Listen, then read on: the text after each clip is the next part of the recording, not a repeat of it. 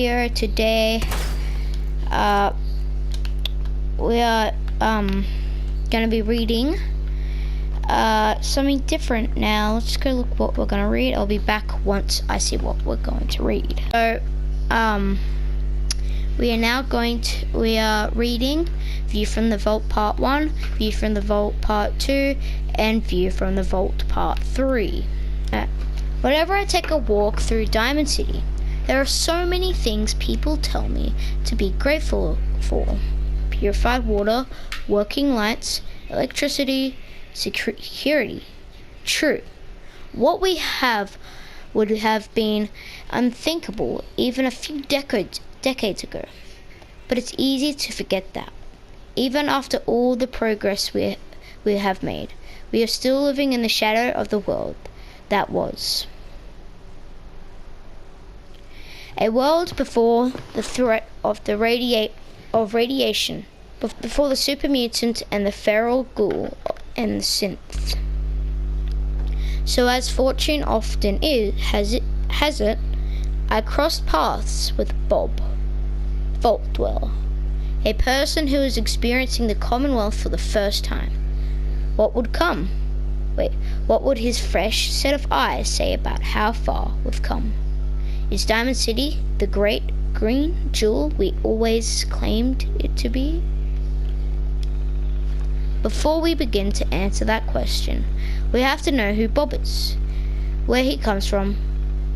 To my surprise, he did not have much to say about his life in the vault at all, because he spent all that time starting at a piece of frozen glass every day for over 2 centuries. That's right, Bob isn't just a vault dweller. He's an original vault dweller. He spent his entire time on the inside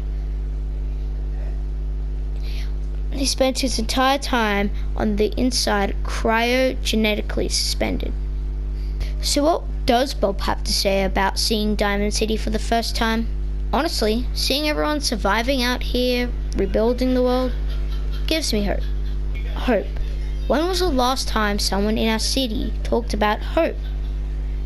Who wasn't some politician fishing for points in the next election, making empty promises at the wall?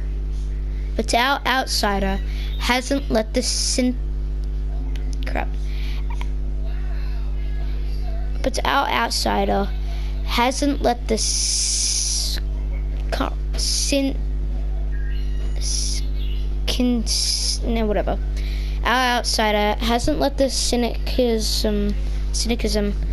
of our strange world get the better of him. This is all the more remarkable because of the reason he came to the Commonwealth. You see, Bob has a son, Sean, and even though they were in the relative safety of a vault, someone broke in and took Sean from his parent. And that parent is now risking everything, wandering through this strange and unfriendly world of ours, in order to save Sean from his kidnappers. We all know the rumors and whispers that surround every missing person in Diamond City. The guilty looks we pass to mourning family members as we thank the war that this time it wasn't us. You can end up dead in the Commonwealth for a million reasons. Why spend our time worrying about kidnappings? Why, indeed? It's easy for us to be cynical about the missing. We have spent so long knowing the Institute is out there, but knowing so little about them. They are not the only ones responsible for kidnappings. But the fact that they sometimes are, and the fact that we have been so powerless to stop them when they do, causes us to treat all victims of kidnappings as if they were a lost cause.